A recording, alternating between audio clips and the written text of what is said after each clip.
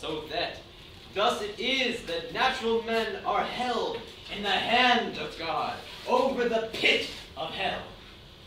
They have deserved the fiery pit and are already sentenced to it, and God is dreadfully provoked. His anger is as great towards them as those that are actually suffering the executions of the fierceness of his wrath in hell. And they have done nothing in the least to appease or abate that anger. Neither is God in the last bound by any promise to hold them up one moment. The devil is waiting for them. Hell is gaping for them. The flames gather and flash about them, and would fain lay hold on them and swallow them up. The fire pent up in their own hearts is struggling to break out. They have no interest in any mediator. There are no means within reach that they can be any security to them. In short, they have no refuge, nothing to take hold of. All that preserves them every moment is a mere arbitrary will, an uncovenanted, unobliged forbearance of an incensed God. The use of this awful subject may be for awakening unconverted persons in this congregation. This that you have heard is the case of every one of you that are out of Christ. That world of misery, that lake of burning brimstone, is extending abroad under you. This is the dreadful pit of the glowing flames of the wrath of God. There is hell's wide gaping mouth open. You have nothing to stand upon, nor anything to take hold of. There is nothing between you and hell but the air. It is only the power and mere pleasure of God that holds you up. You probably are not sensible of this. You find and are kept out of hell, but do not see the hand of God in it, but look at other things, as the good state of your bodily constitution, your care of your own life, and the means you use for your own preservation. But indeed, these things are nothing. If God should withdraw his hand, they would avail no more to keep you from falling than the thin air to hold up a person that is suspended in it. Your wickedness makes you as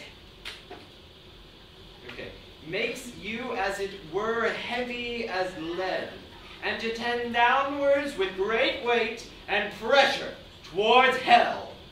And if God should let you go, you would immediately sink and swiftly descend and plunge into the bottomless gulf.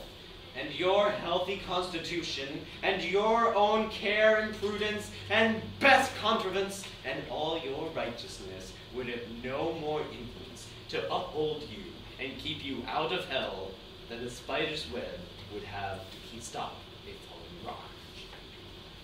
The wrath of God is like great waters that are dammed for the present. They increase more and more, and rise higher and higher till an outlet is given. The longer the stream is stopped, the more rapid and mighty its course, when once it is let loose. It is true that judgment against your evil works has not been executed hitherto. The flood of God's vengeance has been withheld. But your guilt, in the meantime, is steadily increasing. And you are every day treasuring up more wrath. The waters are constantly rising and waxing more and more mighty, treasuring up more. And there is nothing but the mere pleasure of God that holds the waters back, that are unwilling to be stopped and press hard to go forward. If God should only withdraw his hand from the floodgate, it would immediately fly open, and the fiery floods of the fierceness and wrath of God would rush forth with inconceivable fury, and would come upon you with omnipotent power. And if your strength were 10,000 times greater than it is, yea, 10,000 times greater than the strength of the stoutest, sturdiest devil in hell, it would be nothing to withstand or endure it. The bow of God's wrath is bent, and the arrow made ready on the string, and justice bends the arrow at your heart, and strains the bow. There is nothing but the mere pleasure of God, and that of an angry God, without any promise or obligation at all, that keeps the arrow one moment from being drunk with your blood. Thus all you that never passed under a great change of heart, and by the mighty power of the Spirit of God upon your souls, all you that were never born again,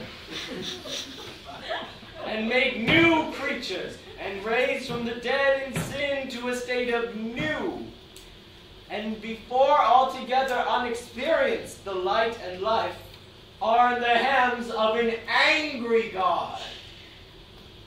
However, you may have reformed your life in many things, and may have had religious avocations, and may keep up a form of religion in your families and closets and in the house of God.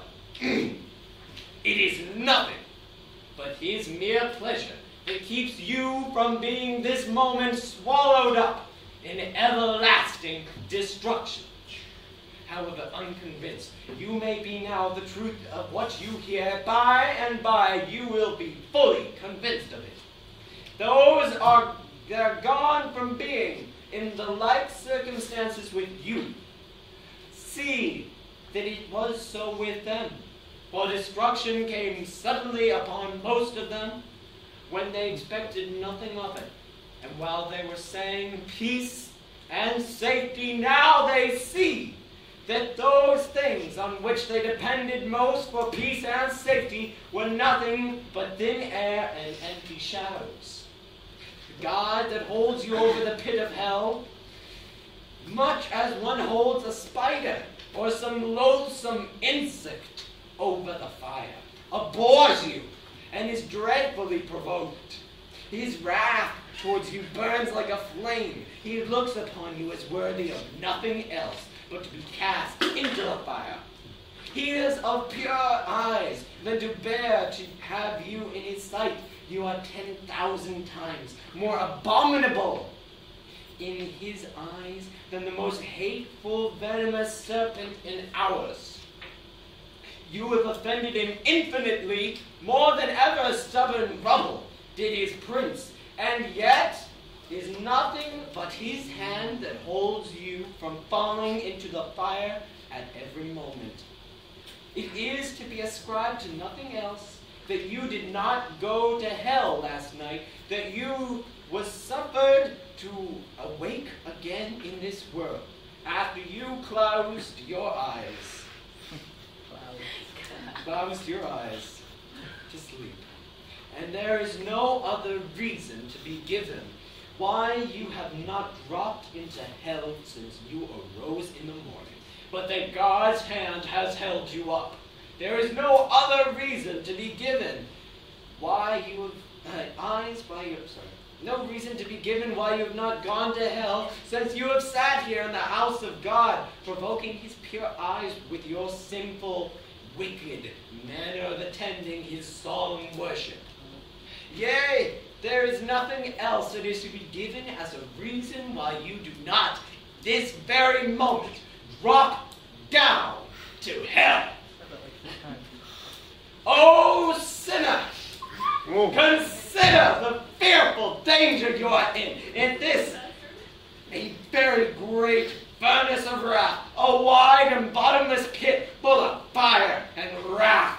And you are held over in the hand of that God whose wrath is provoked and incensed as much against you as against many of the damned in hell.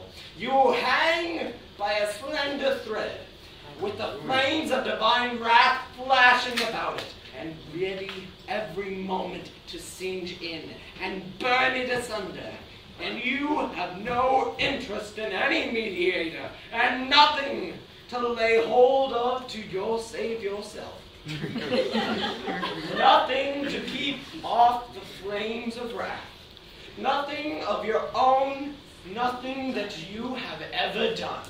Nothing that you can do to induce God to spare you one moment. Hallelujah! Amen! Oh my God, my voice. That is the best reading I've ever heard. Seriously, I've heard a lot of readings like this. Wasn't that good? Who would listen to that for hours? People